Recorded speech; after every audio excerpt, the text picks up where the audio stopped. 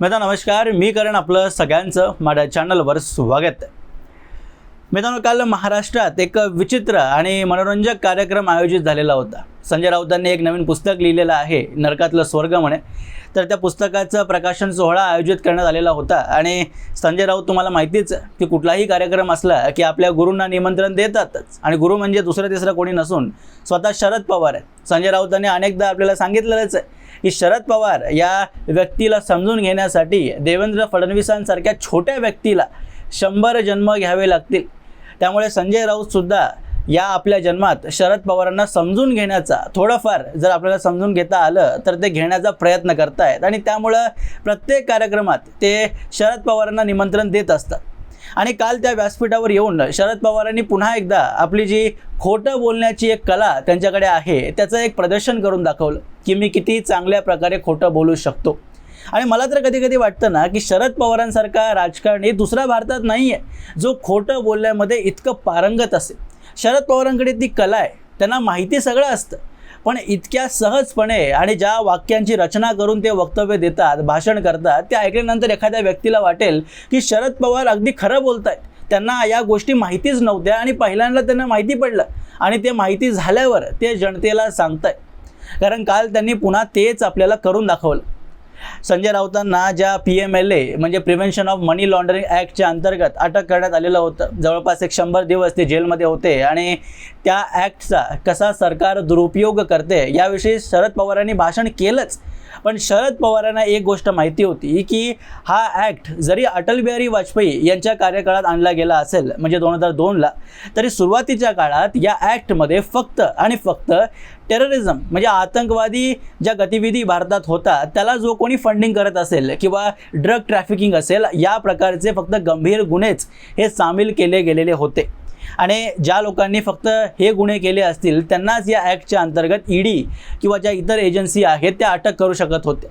पण जेव्हा काँग्रेसची सरकार आली आणि सोनिया गांधी या त्या सरकारच्या सर्वेसर्वा झाल्या आणि सरकार आल्याच्या 1 वर्षातच म्हणजे 2004ला हे लोक निवडून आले, 2005लाच या लोकांनी या ॲक्टमध्ये एक फ्रॉड, रॉबरी किंवा चीटिंगसारखे गुन्हेसुद्धा ॲड केले। म्हणजे छोट्यातल्या छोट्या गुन्ह्यांना समोर ठेवून सुद्धा जे आपले राजकीय विरोधक असतील त्यांना अटक करता यावं। आणि या ॲक्टमध्ये तुम्हाला माहिती आहे बेल ही भेटत नाही, तुम्हाला कोर्टसुद्धा बेल देऊ शकत नाही। आणि हेच करण्यासाठी सोनिया गांधी आणि त्या सर्व मंत्रिमंडळांनी या ॲक्टला मजबूत केलेलं होतं। 2005, 2008 आणि 2012 या 3 संशोधनामार्फत या ॲक्टला मजबूत करण्याचं काम आणि विरोधकांच्या विरोधात वापरण्यासाठी उपयोगात आणण्याचं काम हे काँग्रेसच्या UPA सरकारने केलेलं होतं। आणि त्या सरकारमध्ये एक प्रमुख मंत्री म्हणून स्वतः शरद पवार सम्मिलित होते। त्यामुळे शरद पवारांना एक गोष्ट माहिती होती कालच्या भाषणात की आपण जर या ॲक्टचे दुरुपयोग सांगतोय तर जनता किंवा जे आपले राजकीय विरोधक आहेत ते आपल्याला प्रश्न विचारणारच की तुम्ही ज्या ॲक्टमध्ये संशोधन केलं त्या ॲक्टमध्ये संशोधन करताना तुम्ही त्या मंत्रिमंडळाच्या कॅबिनेटमध्ये होता, मग तुम्ही याला विरोध का नाही केलं? आणि या प्रश्नाला आपल्याला उत्तर द्यायलाच कोणीही भाग पाडू शकत नाही अशा प्रकारचं वक्तव्य त्यांनी काल देऊन टाकलेलं। काल त्यांनी काही मोजक्या शब्दात म्हटलं की मला आठवतं केंद्र सरकारच्या मंत्रिमंडळात मी होतो, P. चिदंबरम हे त्यावेळी माझे सहकारी होते। कायद्यात कशी दुरुस्ती करायची याविषयी जे एक ड्राफ्ट बनवलं गेलं आणि जेव्हा मंत्रिमंडळासमोर ते आणलं गेलं तो प्रस्ताव वाचल्यानंतर मी मनमोहन सिंग यांना सांगितलं की हा प्रस्ताव अत्यंत घातक आहे, म्हणजे स्वतः शरद पवारांनी सांगितलं आणि आपण हे करता कामा नये, मी स्वतः याचा विरोध केला होता, हे करू नका, उद्या राज्य बदलले की त्याचा परिणाम आपल्याला भोगावा लागेल। त्यांनी पण माझा एकही शब्द ऐकला नाही आणि सरकार बदललं आणि सगळ्यात पहिली कारवाई ही P. चिदंबरम यांच्या विरोधात केली गेली। म्हणजे शरद पवार आपल्याला सांगण्याचा प्रयत्न करतायत की त्या मंत्रिमंडळात राहून जेव्हा हे संशोधन समोर ठेवले गेले तेव्हा याचा विरोध करणारे एकमेव नेता म्हणजे शरद पवार होते। आता माझा यावर बिलकुल विश्वास नाही, कारण त्या मंत्रिमंडळात जर सगळ्यात शक्तिशाली मंत्री जर एखादा व्यक्ती असेल तर ते स्वतः शरद पवार होते। आणि शरद पवार जर एखाद्या ॲक्टचा, एखाद्या संशोधनाचा विरोध करत असतील आणि मंत्रिमंडळ तरीसुद्धा त्या ॲक्टला पास करत असेल तर याच्यावर माझा काडीमात्र विश्वास नाही। आणि मला तर वाटतंय या ॲक्टला मजबूत करण्यात शरद पवारांची प्रमुख भूमिका आहे। कारण शरद पवारांचं राजकारण पाहता आणि मागचा इतिहास जर तुम्ही पाहाल तर पोलीस यंत्रणेला, वेगवेगळ्या एजन्सीजला आपल्या विरोधकांना दाबण्यासाठी उपयोग करण्याच्या कलेमध्ये शरद पवार अगदी पारंगत आहेत. त्यांच्या एवढं पोलीस यंत्रणेला फायदा उचलण्याचं काम कुठल्याही राजनेत्यांनी या भारताच्या इतिहासात केलं नसेल. कारण याचं उदाहरण देण्यासाठी काही जास्त लांब जाण्याची गरज नाही आहे. तुम्ही साधं उदाहरण घ्या. 2019ला जेव्हा या महाविकास आघाडीची सरकार आली आणि एक पपेट सीएम म्हणून उद्धव ठाकरे यांना त्या सीएमच्या पोस्टवर बसवलं आणि या सरकारचं सर्व कंट्रोल हे शरद पवारांकडे होतं. आणि सरकार स्थापन झाल्यानंतर या लोकांनी लगेच देवेंद्र फडणवीसांना, म्हणजे जो पूर्व मुख्यमंत्री राहिला त्याच्याकडे 100पेक्षा जास्त आमदाराचा पाठिंबा आहे, त्याला आणि त्याचे सहकारी गिरीश महाजन यांना खोट्या केसमध्ये फसवण्यासाठी एक पूर्ण कॅबिन या लोकांनी तयार केलेलं होतं. एक पोलिसांची टीम आणि एक वकील या लोकांनी कामाला लावलेलं होतं, ज्याची पेनड्राईव्ह देवेंद्र फडणवीसांनी विधानसभेत ही पेश केलेली होती. त्याचे काही संदर्भ आपल्याला आजही मीडियामध्ये सापडतात की कसं त्या वकिलाचे रेकॉर्डिंग्स तो साहेबांचा उल्लेख करतोय. यात साहेब कोण आहेत हे मला सांगायची गरज नाही. त्यामुळे त्या पोलीस यंत्रणेला आपल्या विरोधकांना संपवण्यासाठी कसं उपयोग करायचं या कलेमध्ये, या पूर्ण ही जी शाळा आहे याचे हेडमास्टर हे स्वतः शरद पवार आहेत. त्यामुळे शरद पवार जेव्हा म्हणतात ना की मी या PMLA ॲक्टचा विरोध केला होता, हे नितांत लोकांना मूर्ख बनवण्याचं काम आहे मित्रांनो. शरद पवारांना एक गोष्ट त्यातला एक आणि एक क्लॉज हा माहिती होता. आणि मी तर सांगतोय ना की प्रत्येक त्या क्लॉजचं अजून जास्त मजबूत करण्यात शरद पवारांची एक प्रमुख भूमिका होती. आणि आता रडून काही उपयोग नाही आहे. संजय राऊतांनी पुस्तक लिहिलं आणि काही रोज भाषणं केली किंवा शरद पवार त्या ॲक्टला घेऊन रडण्याचं काम करतायत, हे करून काहीही उपयोग होणार नाही.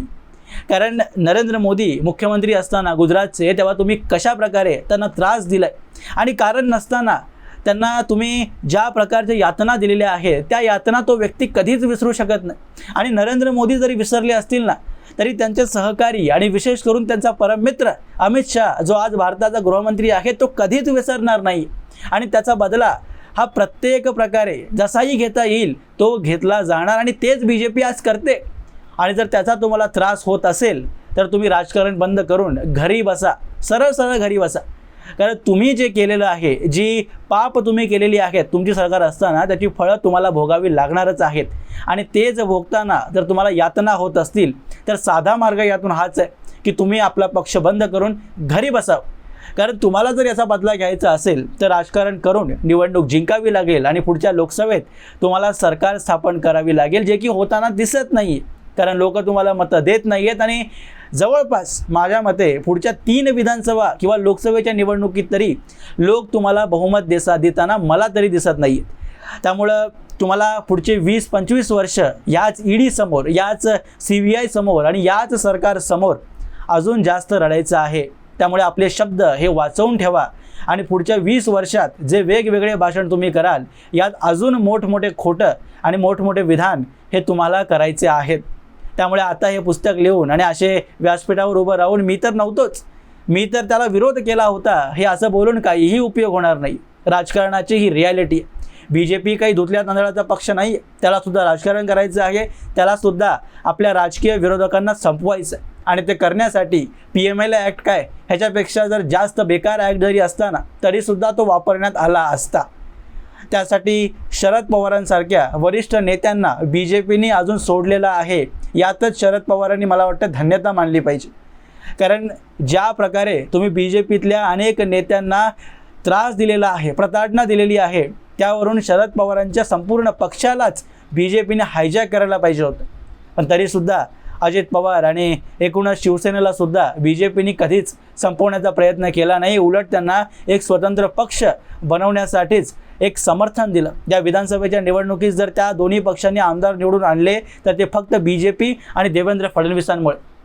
त्यामुळे BJP कितीही तुम्ही म्हणला की PMLA ॲक्टचा दुरुपयोग करते तरीसुद्धा अजूनही कमरेच्या खाली हा BJPने वार केलेला नाही आहे. आणि ज्या दिवशी BJP हे करेल तेव्हा बोलण्यासाठी शब्दसुद्धा तुमच्याकडे राहणार नाहीत.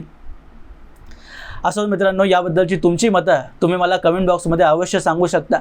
आणि असेच माहितीपूर्ण व्हिडिओज पाहण्यासाठी माझ्या चॅनलला सबस्क्राईब जरूर करा.